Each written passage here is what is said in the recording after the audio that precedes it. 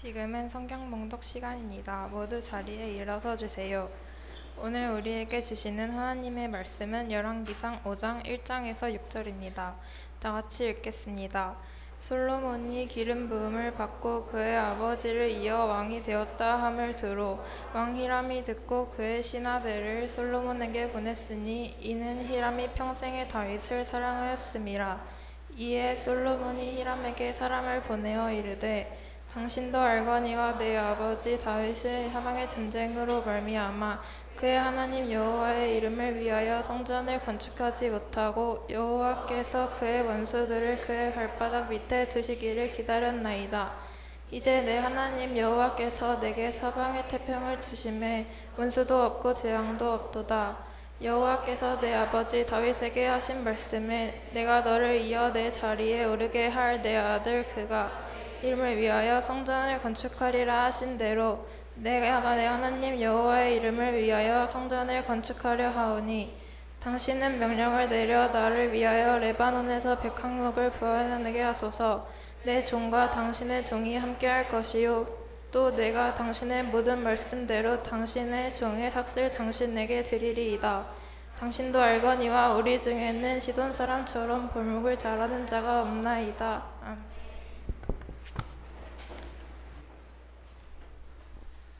네, 반갑습니다. 오랜만에 우리 중등마을 와서 이렇게 말씀 전하게 되었는데요. 우리 옆에 있는 친구들 보면서 이렇게 한번 인사했으면 좋겠습니다. 시험 기간에 교회에 오면 좋은 일이 생긴다. 한번 인사해 볼까요? 네. 시험 기간에 교회에 오면은 좋은 일이 생깁니다. 그 다음 주 간식이 있나요? 예. 시험 기간에 여러분 공부 열심히 하고 또 수고했다고 다음 주에 우리 목자님들이 맛있는 간식을 준비해 주셨어요. 그래서 기대함으로 다음 주에 꼭 왔으면 좋겠고요. 또 예배 자리에 오지 못한 친구들 있으면은 이 복음의 소식을 알리지 말고 여러분만 알고 계세요. 예, 조금 적게 와야 전도사님도 먹고 저도 먹고 하거든요. 2개씩 먹는 자는 화를 받을지로다. 그래서 꼭 1개씩만 드시고. 메뉴가 혹시 정해졌나요? 안 정해졌군요. 저희 열시마을은 여기 미금역에 그 교회 앞에 신봉사 고로케가 얼마나 맛있는지 눈을 잃어버렸어요. 그래서 신봉사 고로케 새로 입점한데 게살 고로케랑 피자 고로케 100개씩 주문했습니다. 200개. 혹시 남으면 여러분 맛볼 수 있게 드릴게요. 아마 남지 않을 거예요. 다음 주에 맛있는 간식 있을 테니까 기대하고 왔으면 좋겠습니다. 오늘 좀 할 이야기가 많아가지고 제가 오늘은 재밌는 얘기, 딴 얘기 좀 이렇게 줄이고 설교 말씀에 집중하도록 하겠습니다. 보통 제가 설교하면은 여러분 한 25분 정도 설교하는데 4페이지 정도 하거든요. 오늘은 6페이지예요. 그래서 말을 조금 빨리 할 거예요. 말을 좀 빨리 할 테니까 잘 들으시고 눈도 이렇게 화면에 나오는 성경 구절 잘 보시고 말씀 잘 나눴으면 좋겠습니다. 우리 설교 구호 한번 외치고 우리 하나님 말씀 나누도록 할 텐데요. 설교 구호도 한번 빨리 외쳐보겠습니다. 말씀의 자리로 나아갑니다. 나는 예배자입니다. 나는 하나님만 바라봅니다. 나는 마음을 다 예배합니다. 이곳에 하나님이 계십니다. 할렐루야. 자, 오늘은 열왕기상 5장의 말씀 가지고요. 성전 건축보다 중요한 것이라는 제목으로 하나님 말씀 나누도록 하겠습니다. 우리가 잘 알고 있는 성전 건축 누가 했을까요? 예, 솔로몬이 했어요. 솔로몬이라는 이름의 뜻이 뭐냐면요, 여러분 보통 교회에서 하는 인사말 있죠. 샬롬 하는 말 들어봤어요? 샬롬, 샬롬. 이게 뭐냐면 하나님의 평안이 있을지어다 이런 뜻이거든요. 그 샬롬이라는 이름에서 파생된 이름이 솔로몬이에요. 그래서 솔로몬이라는 이름이 평화라는 뜻이 있는데, 오늘 솔로몬이 우리가 잘 아는 예루살렘 성전을 짓는 아주 중요한 일을 했습니다. 그런데 이 성전 건축의 과정과 준비와 결과에 있어서 하나님께서 우리에게 말씀하신 일들이 있었는데요. 오늘 성경 말씀을 통해서 그 중요한 의미를 하나하나 깨닫는 시간이 되었으면 좋겠어요. 성전 건축보다 중요한 것, 오늘 솔로몬의 삶을 통해서 하나님이 가르쳐 주시는 교훈이 있습니다. 먼저 첫 번째로 우리는 겸손한 마음으로 준비되어야 합니다. 따라해 볼까요? 겸손한 마음으로 준비되어야 합니다. 네, 오늘 우리가 읽은 성경이 열왕기상인데요. 그 사진 하나 보여주시면 열왕기상은 총 몇 장으로 되어 있을까요? 총 22장으로 되어 있어요. 총 22장. 근데 놀랍게도 1장부터 11장까지가 한 사람에 대한 이야기예요. 그게 바로 솔로몬입니다. 다시 말하면 이 열왕기상 이 성경에 굉장히 중요한 인물이고, 그렇기 때문에 오늘 말씀을 볼 때 우리가 솔로몬이라는 사람에 대해서 잘 알지 못하면 이 말씀을 이해하는 데 조금 어려움이 있어요. 그래서 먼저는 솔로몬이 어떤 사람인지에 대해서 먼저 여러분에게 좀 나누고 그때 대해서 좀 말씀에 대해서 살펴보려고 합니다. 자, 이 솔로몬은 이 1장부터 11장까지 솔로몬 왕에 대한 기록을 했는데, 솔로몬 왕은 이스라엘의 초대 왕 사울, 그리고 다윗, 그리고 그의 아들로 이어지는 첫 번째 다윗 가문에서 이어진 왕이었습니다.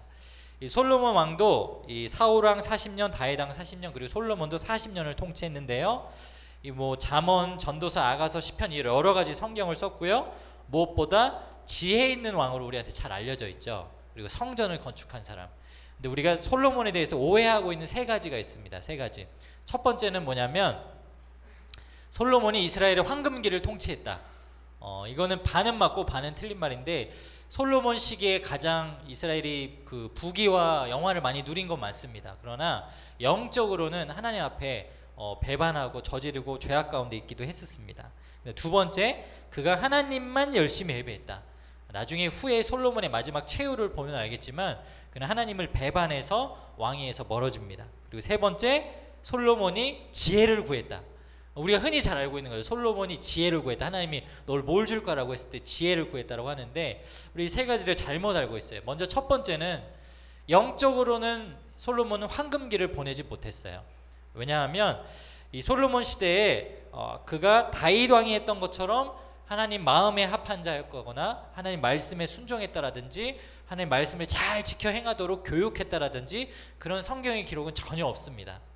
시작부터 뭔가 문제가 있었는데요. 열왕기상 3장 1절에 보면 이런 말씀이 있어요. 솔로몬이 이집트 왕 파라오와 조약을 맺고 그의 딸과 결혼하여 그녀를 다윗성으로 데려왔습니다. 이렇게 나와요. 자, 솔로몬이 지금 누구랑 결혼했다고 나오죠? 이집트 왕 바로의 딸. 이집트 왕 바로의 딸. 여러분, 하나님은 이스라엘 사람하고만 결혼하라고 했을까요? 이방 여인하고도 결혼해도 괜찮다라고 했을까요?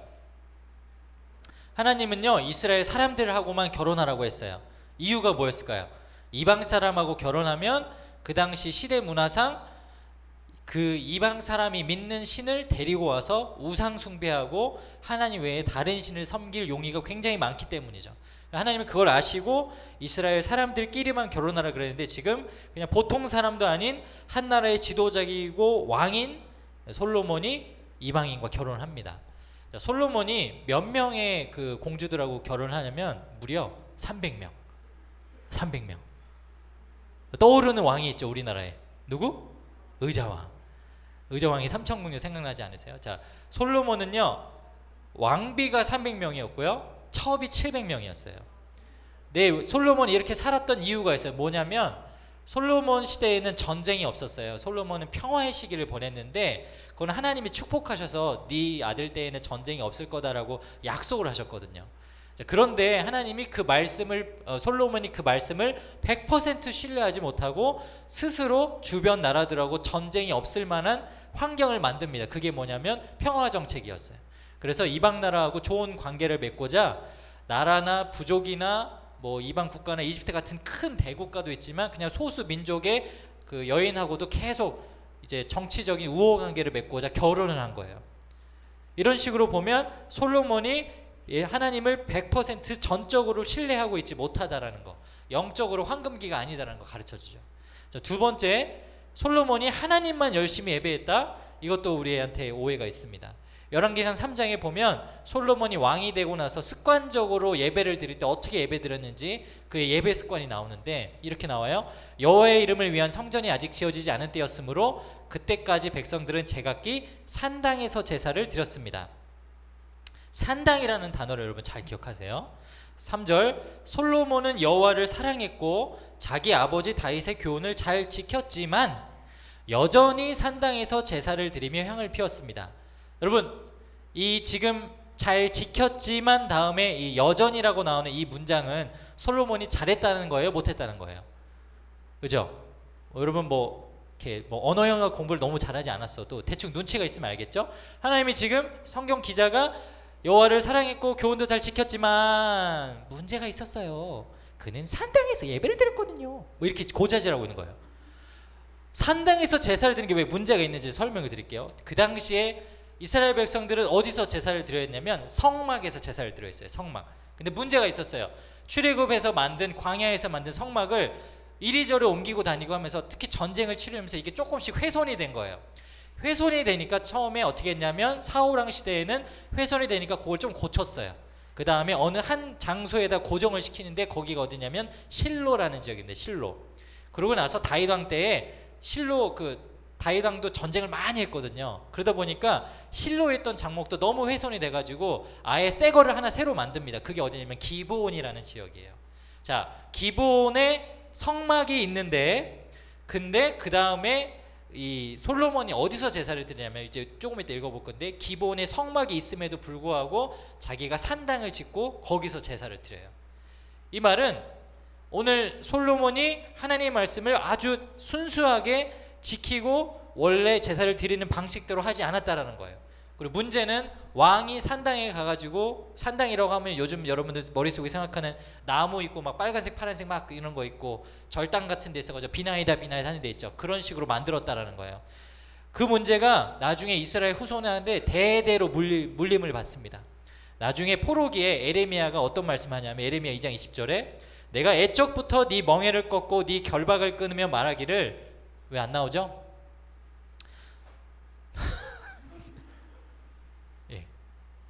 에레미야 2장 20절이요. 네. 에레미야 2장 20절 시작. 내가 애적부터 내 멍에를 꺾고 내 결박을 끊으며 말하기를 나는 순종하지 아니하리라 하고 모든 높은 산 위에서와 모든 푸른 나무 아래에서 너는 몸을 굽혀 행음하도다, 이렇게 나와요. 여기 산 위에서라고 말한 그곳이 기브온 산당에서부터 시작된 이스라엘 백성들의 우상 숭배 산당 제사를 말합니다. 이 산 위에서 제사를 드리는 건요, 가나안 땅의 문화였어요.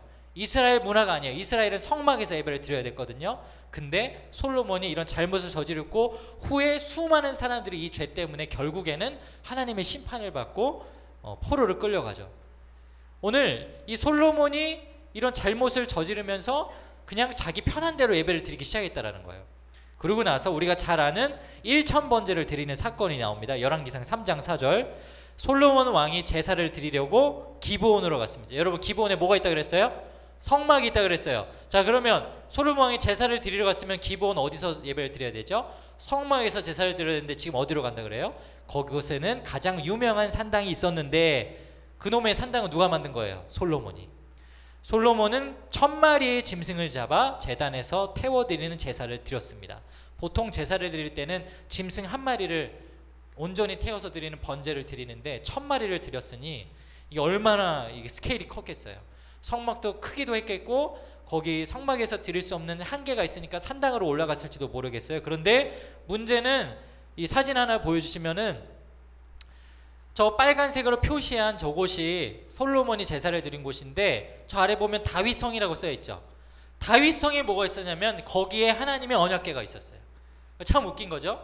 이스라엘 백성들이 하나님이 계신다라고 확신하고 있는 언약궤는 다윗성에 있는데, 오늘 솔로몬은 직경 15km 떨어져 있는 기브온 지역의 산으로 올라가서 거기서 소 1000마리를 끌고 가가지고, 그 소들은 뭔 죄야?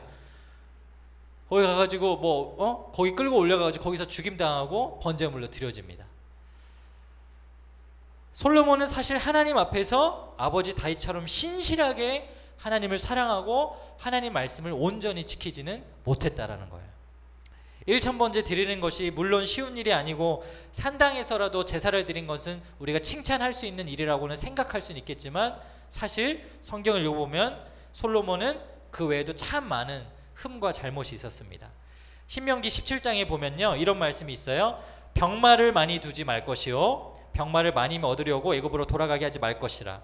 17절에 보니까 아내를 많이 두어 그의 마음이 미혹되게 하지 말 것이며 은금을 많이 쌓지 말 것이니라, 이렇게 기록되어 있어요. 하나님께서 이스라엘 대대 민족에게 분명히 명령하신 3가지가 있습니다. 말을 많이 키우지 마라, 아내를 많이 두지 마라, 은금을 많이 쌓아두지 마라. 그런데요, 솔로몬이 소유한 것을 보면 어마어마합니다. 병거가 1400대, 마병이 12,000명, 후궁이 700명, 첩이 300명이었어요. 마병이 12,000명이 있었다고 하는데 군사 비율로 따지자면 보병 대비 마병 비율이 100대 1 정도 되거든요. 그럼 보병이 100만 명 있는 100만 군사가 있는 나라가 마병을 12,000을 가져야 정상인데요. 이스라엘 군대는 15만에서 20만 밑으로 추정을 합니다. 쉽게 말하면 과소비한 거예요. 굉장히 과대 자기를 포장한 거예요. 우리나라 봐라, 우리 이렇게 말이 많다, 말탄 병사가 이렇게 많다, 자랑하기 위해서 살았다라는 거죠. 하나님은 분명히 더 많이 가지지 말라고 그렇게 명령했음에도 불구하고 오늘 솔로몬은 자기 자신을 위한 욕심을 버리지 못했습니다. 자, 그러면 여기서 이제 질문이 하나 떠올라야 돼요. 목사님, 그러고 보면 솔로몬은 참 잘못이 많았네요. 제사도 똑바로 안 드리고 이렇게 많은 것을 가지고, 근데 하나님이 왜 솔로몬에게 성전 건축을 허락하셨을까요?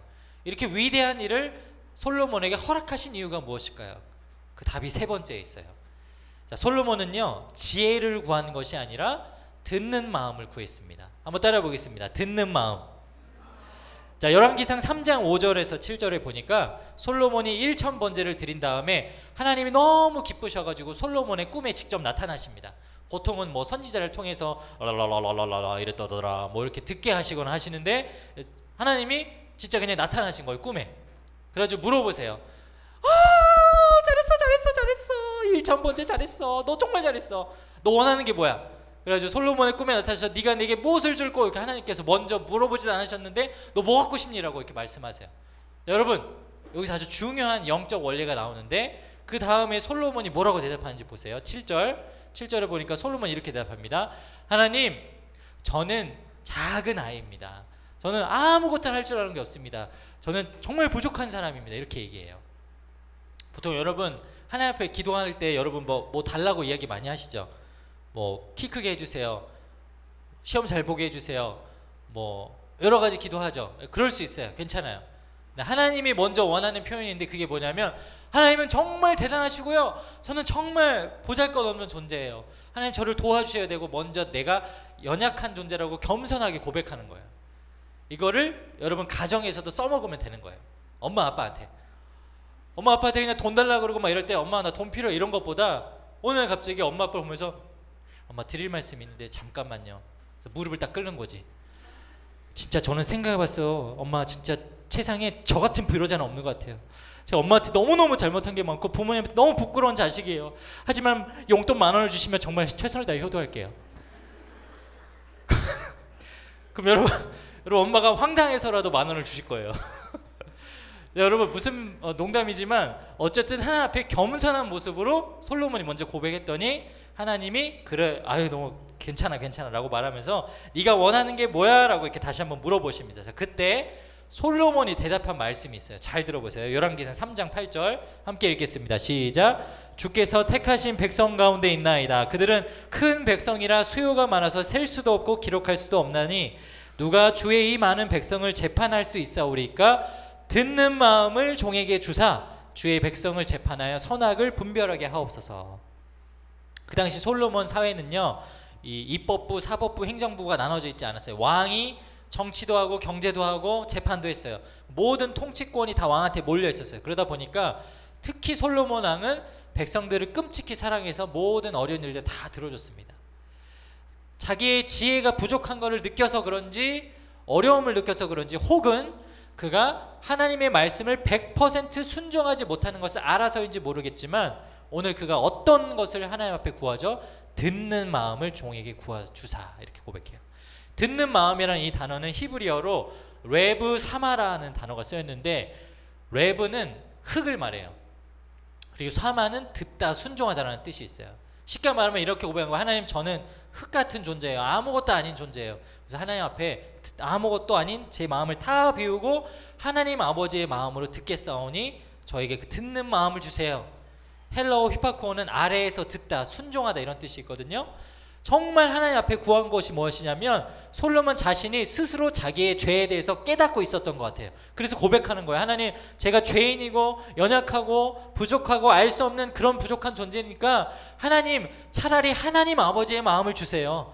이 흙과 같은 아무것도 아닌 저의 존재를 하나님 알고 계시죠? 제가 하나님 아버지의 성품을, 그 마음을 담게 해주세요 라는 겸손한 기도를 올려드렸던 거예요. 그랬더니 놀라운 결과가 일어납니다. 하나님께서 선물을 주시는데 3장 12절 내가 네 말대로 하여 네가 지혜롭고 총명한 마음을 주노니 이렇게 나오죠. 여러분 분명히 조금 전에 말씀에 솔로몬은 지혜를 달라 그랬어요? 총명한 마음을 달라 그랬어요? 아니에요. 솔로몬이 구한 것은 무엇이었어요? 듣는 마음이었어요. 겸손한 마음. 그런데 하나님이 그 겸손한 마음을 진심으로 받아주시고 그가 원하지도 않았고 바라지도 않았던 지혜와 총명한 마음을 주신 겁니다. 거기에다 보너스도 주세요. 13절 내가 구하지 아니한 부귀와 영광도 내게 주노니.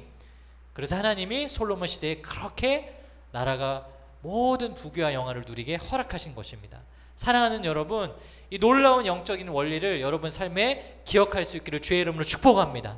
하나님 앞에서 내가 무엇을 구할고, 특별히 여러분 시험 기간에 시험 보기 전에 또 공부하기 전에 하나님 앞에 기도할 때 하나님 저에게 지혜 주세요, 제가 시험 잘 보게 해주세요, 이런 여러분의 욕심만 구하는 것이 아니라 하나님 제가 하나님 아버지의 마음을 품을 수 있도록 저에게도 듣는 마음을 주세요, 겸손한 마음을 주세요, 이렇게 구할 수 있는 우리 12시 중등마을 모두가 되기를 주의 이름으로 축복합니다.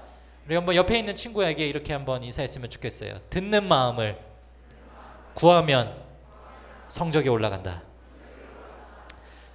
듣는 마음을 구하면 공부를 열심히 하게 돼서 성적이 올라갔는데 요거는 제가 괄호 쳤습니다.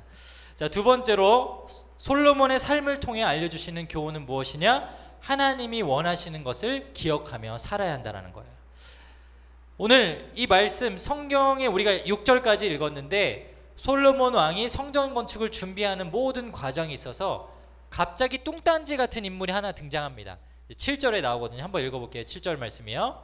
시작. 히람이 솔로몬의 말을 듣고 크게 기뻐하여 이르되 오늘 여호와를 찬양할지로다. 그가 다윗에게 지혜로운 아들을 주사 그 많은 백성을 다스리게 하셨도다. 오늘 히람이라는 사람이 나와요. 히람은 누구냐면은 이방 사람이에요. 아까 제가 이야기했지만 하나님은 이방 사람하고 상종하는 것을 원치 않으신다 그랬죠. 근데 이 히람이라는 이 사람은 두로 지방의 왕이었는데 다윗 왕 때부터 계속 그 땅에 살았습니다. 지금도 이스라엘 영토인데 거기 살고 있는 이방인 중에 한 사람이었어요. 그럼 왜 그 사람이 거기 살게 되었는가? 다윗한테 뭔가 좋은 이런 도움을 주었기에 다윗이 그를 허락해주고 거기 살 수 있도록 해준 거죠.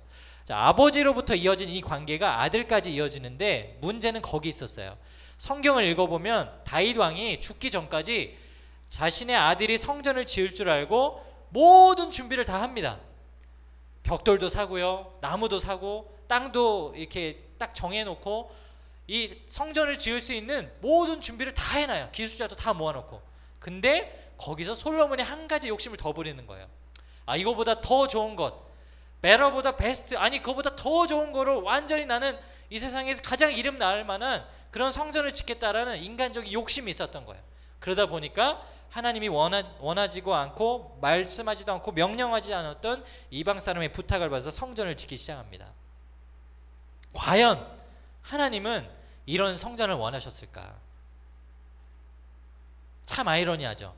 성전을 짓는다, 교회를 짓는다, 하나님이 기뻐하시는 일인 것 같은데요, 사실은 하나님은 그런 성전이나 건축물을 짓는 것보다 더 원하시는 마음이 있었어요. 그 해답이 우리 다윗 왕과 하나님께서 하신 대화를 보면 우리가 알아볼 수 있습니다.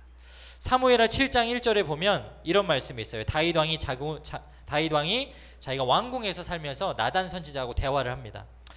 다윗 왕은 자기 왕궁에 살았습니다. 여호와께서는 주변의 모든 원수를 막아주셔서 다윗에게 평화를 주셨습니다. 다윗이 예언자 나단에게 말했습니다. 나는 백향목으로 지은 왕궁에 살고 있는데 하나님에게는 아직도 장막 안에 있어. 쉽게 말하면 다윗 왕은 25층짜리 고층 아파트에 살고 있는데 이제 하나님은 그냥 길바닥에 나 앉아 있어 라는 마음으로 불편한 마음을 얘기하는 거예요. 그러자 나단이 다윗 왕에게 말했습니다. 가셔서 무엇이든지 왕의 뜻대로 하십시오. 여호와께서는 왕과 함께 계십니다. 그러면 왕이시여 당신이 하고 싶은 대로 하나님을 위하여 뭘 지으십시오라고 동의를 하죠. 근데 그날 밤에 하나님이 나단 선지자한테 찾아오세요. 그리고 5절에 보니까 이렇게 말씀하십니다. 가서 내 종 다윗에게 이렇게 전하도록 해라. 너는 내가 살 집을 지을 사람이 아니다. 오늘 하나님이 뭐라고 말씀하셨다고요? 다윗아, 너는 내가 살 집을 지을 사람이 아니다. 거절하신 거예요. 하나님이 거절하셨어요. 그러면서 이런 말씀하세요. 6절에 보니까 나는 이스라엘 백성을 이집트에서 이끌어낼 때부터 지금까지 장막을 내 집으로 여기면서 옮겨 다녔다. 나는 계속해서 이스라엘 지파들과 함께 옮겨 다녔고 한 번도 이스라엘 백성을 돌보는 지도자들에게 백향목 집을 지어달라고 한 적이 없다. 하나님은 집이 필요 없으신 분이시죠. 동의하십니까? 하나님은 모든 천하 만물을 만드신 분이세요. 온 우주 만물을 만드신 분이세요. 그런데 그 무한하신 하나님을 우리 유한한 인간이 만든 고작 작은 건축물 안에 하나님을 모신다라는 것이 가당키나 한 일인가요? 여러분 어렸을 때 소꿉놀이 할 때 예쁘게 만든 그 인형의 집 같은 거 있잖아요. 우리 여학생들 그 인형의 집에 여러분이 몸이 작아서 거기 살라 그러면 살겠냐고요? 그럼 바보 같은 인생을 살겠어요? 벌레만도 못한 인생을? 오늘 하나님한테 참 어처구니 없는 우리 요구를 하고 있는 거예요. 하나님은 왕이시니 하나님을 여기로 모시겠습니다 라는 말은요, 하나님 입장에서는 하나님은 원치 않으신데 하나님을 가두는 행위가 되는 거죠. 그래서 사도행전에 스데반 집사님이 순교를 당할 때 이스라엘의 그 바리새인들하고 다투면서 이런 말씀을 합니다. 사도행전 7장에 48절 49절에 보면 이런 말을 해요. 하지만 예언자가 말한 것처럼 가장 높으신 하나님께서는 사람이 손으로 지은 집에 살지 않으십니다. 주님께서 말씀하셨습니다. 하늘은 내 보좌요 땅은 내 발판이다. 너희가 나를 위해 무슨 집을 지을 수 있겠느냐. 맞아요. 사실 하나님은요 원하지 않으셨어요. 그리고 오히려 아셨어요. 성전을 지음으로 말미암아 사람들이 오히려 성전 지상주의를 만들고 성전에만 목매려 하고 성전에만 내가 있다라고 착각하며 사는 그런 인생이 될 줄 아셨던 것이죠. 그리고 약속대로 정말로 그 모든 성전을 다 허물어 무너뜨리셨습니다. 그렇다면 왜 하나님께서는 솔로몬을 통해서 그 모든 미래를 다 아시면서도 성전을 만들도록 허락하셨을까? 하나님의 본심은 다른 거였어요. 사무엘하 7장 12절에서 15절 그 나단 선지자를 통해서 가르쳐 주시는 그 대화를 통해 다윗 왕에게 명백하게 내가 성전을 짓게 해주신 이유를 이렇게 말씀해 주세요. 네가 나이 많아 죽을 때에 나는 너의 몸에서 태어난 아들들 중 하나를 왕으로 세워 그의 나라를 굳건하게 해주겠다. 그가 나를 위해 성전을 지을 것이다. 그의 나라를 영원히 강하게 만들 것이다. 여기까지만 보면 하나님이 동의하시고 허락하신 게 보여지죠. 근데 하나님의 진짜 본심은 그 다음에 나옵니다. 성전을 만든 이유에 대해서 이렇게 말씀하세요. 같이 한번 읽어볼게요. 시작. 나는 그의 아버지가 되고 그는 나의 아들이 될 것이다. 만일 그가 죄를 지으면 다른 사람을 채찍과 막대기로 삼아 그에게 벌을 줄 것이다. 하나님은요 오늘 성전을 어떤 도구로 만들기 원하셨냐면요, 성전이 하나님과 이스라엘 백성이 아비와 아들의 관계임을 인정하고 드러내는 장치로 만드셨어요. 그리고 성전에 갈 때마다 이스라엘 백성들이 깨닫기를 원하시는 게 하나 있었어요. 아, 내가 죄된 인생을 살았구나. 내가 잘못했구나. 내가 하나님을 벗어났구나. 오늘 성전에 가서는 회개하고 돌이켜야지. 마치 선악과처럼 성전에 가서 하나님이 하나님인 되심을 인정하고 돌아가고 자기 마음을 다시 한번 돌아볼 수 있는 회개의 도구로 주신 것이죠. 성전에 하나님을 가두기 위한 것이 아니라 성전을 통해서 하나님을 바라볼 수 있도록 만드신 것이 하나님의 속뜻이었던 것입니다. 그래서 하나님은요 성전 건축을 완성한 이후에 솔로몬에게 나타나셔서 이렇게 말씀하십니다. 열왕기상 9장 1절에서 7절 말씀인데요, 솔로몬은 여호와의 성전과 자기가 살 왕궁과 자기가 짓고 싶어하던 모든 것을 다 지었습니다. 그리고 2절에 이렇게 말씀하세요. 여호와께서 기브온에 나타나셨던 것처럼 솔로몬에게 나타나셔서, 그리고 이렇게 말씀하시죠. 내 앞에서 기도한 것과 네가 나에게 구한 것을 다 들었다. 성전을 보살피며 이제 내가 잘 지켜줄 것이다. 근데 잘 들어 솔로몬. 만약 네가 네 아버지 다윗처럼 올바르고 성실하게 내 율법과 내가 명령한 모든 것을 지키면 네 집안이 영원토록 이스라엘을 다스릴 수 있게 해줄게. 그런데 6절 말씀에 뭐라고 나오죠? 그러나 만약 너나 네 자녀가 나를 따르지 않고 내가 너에게 준 규례와 계명도 지키지 않고 다른 신들을 섬기거나 예배하면 나는 이스라엘 백성들을 이 땅에서 쫓아내겠다. 신명기에 말씀하셨던 하나님이, 열왕기상 사무엘에 말씀하셨던 하나님이 동일하게 말씀하는 거예요. 성전이 중요한 게 아니고 성막이 중요한 게 아니고 니들이 내 말 들으면 사느냐, 내 뜻대로 사느냐. 하나님이 원하시는 것은 그것이라는 거예요. 사랑하는 여러분, 여러분의 삶에 여러 가지 생각과 목표가 도전이 있을 건데요, 여러분 오늘의 이 말씀을 기억할 수 있기를 축복합니다. 하나님이 원하시는 겸손한 마음, 듣는 마음을 구할 수 있는 저와 여러분, 그리고 무엇보다 하나님의 뜻대로 살겠노라고 결단할 수 있는 저와 여러분, 그런 저와 여러분이 되어서 성전에 가는 것보다, 성전을 짓는 것보다 하나님의 말씀을 지키는 것을 가장 우선순위로 쌓고 살아갈 수 있는 저와 여러분 모두가 되시기를 주의 이름으로 축복합니다. 우리 함께 기도하겠습니다. 우리 한번 이 시간 다 함께 자리에서 일어나서 우리 들은 말씀 기억하면서 우리 이 찬양 함께 고백하고 기도했으면 좋겠어요. 주님 말씀하시면 이라는 찬양인데요, 여기 이런 가사가 있습니다. 주님 말씀하시면 내가 나아가리다. 주님 뜻이 아니면 내가 멈춰서리다. 나의 가고 서는 것 주님 뜻에 있으니 오 주님 나를 이끄소서. 맞아요 여러분, 우리 삶의 가장 중요한 기준 되시는 하나님의 말씀, 그것을 우리 삶에 다시 한번 되새기고 나아갈 수 있는 저 여러분이 되길 축복합니다. 우리 결단하는 마음으로 우리 찬양 고백하고 기도하며 나아가겠습니다. 주님 말씀하시면, 주님 말씀하시면 내가 나아가리다. 주님 뜻이 아니면, 주님 뜻이 아니면 주님 내가 멈췄겠습니다.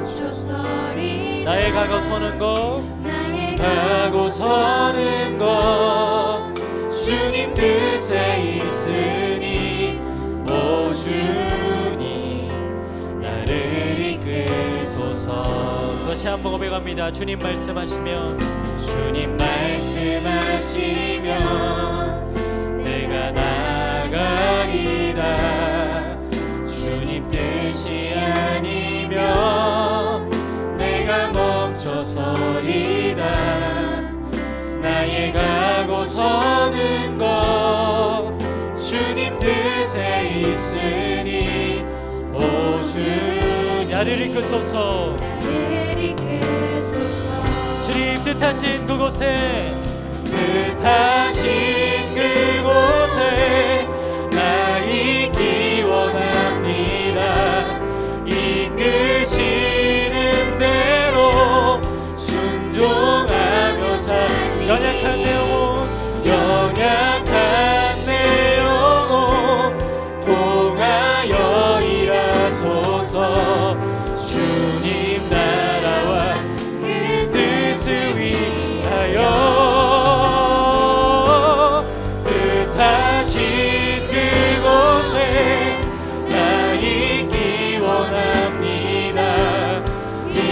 이끄시는 대로 순종하며 살리니 연약한 내 영혼 통하여 일하소서. 주님 나라와 그 뜻을 위하여 오 주님 나를 이끄소서. 사랑하는 여러분, 오늘 하나님이 원하셨던 진심이 무엇이었죠? 듣는 마음을 원하시고요, 나의 계명과 율법과 규례를 지켜 행하는, 하나님이 말씀하신 것을 그대로 지켜 행하는 모습을 원하신다라고 우리에게 말씀하십니다. 오늘 시간 기도할 때 우리 그렇게 기도했으면 좋겠습니다. 하나님, 제가 욕심을 가졌던 것, 제 능력대로, 제 멋대로, 제 뜻대로 하고 싶었던 나의 모든 것을 내려놓습니다. 흙처럼 먼지처럼 버려놓습니다. 하나님 앞에 레브 삼아 듣는 마음을 나에게 부어 주시옵소서. 하나님이 나에게 원하시는 마음대로, 하나님이 뜻하시는 대로, 말씀대로 살아갈 수 있는 용기와 힘을 나에게 더하여 주시옵소서. 살아갈 때마다 하나님 뜻 가운데 순종하는, 제사보다 순종이 낫다라고 하신 하나님의 말씀을 기억하며 살아가는 내가 되게 하여 주시옵소서. 우리 이 시간 주의 이름을 크게 한번 부르짖고 우리의 삶을 결단하며 주님 앞에 기도합니다. 주여,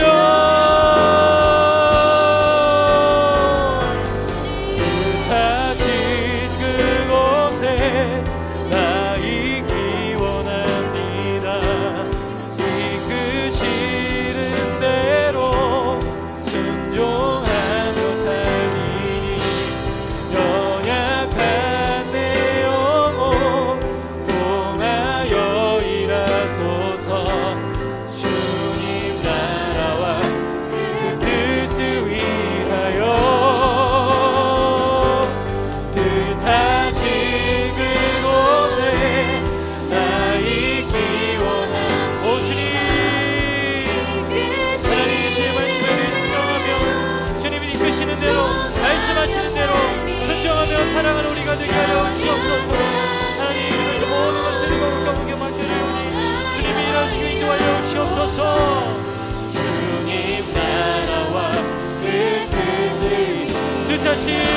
그곳에 뜻하신 그곳에 나 있기 원합니다. 이끄시는 대로 순종하며 살리니 연약한 내 영혼 통하여 일하소서. 주님 나라와 그 뜻을 위하여 오 주님 늘 이끄소서. 살아계신 하나님, 우리 살아가면서 겉으로 보이는 것보다 하나님이 우리에게 원하시는 가장 중요한 참뜻을 우리가 발견하게 해주셔서 참으로 감사합니다. 솔로몬이 구했던 것 같은 겸손한 마음, 하나님 아버지의 마음을 우리가 구하고 하나님의 말씀대로 지켜 행하는 우리 삶이 되게 하여 주시옵소서. 우리 중등마을 모든 친구들이 삶 속에서 내 욕심과 내 자만과 내 뜻대로 살아가는 인생이 아니라 하나님이 원하시는 뜻대로 살아가겠노라고 결단하고 노력할 수 있는 우리 모두가 되게 하여 주시옵소서.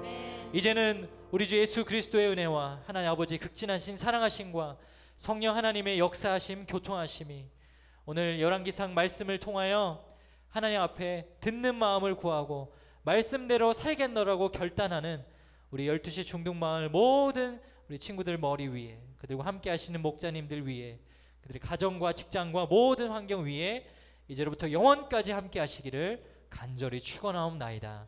아멘.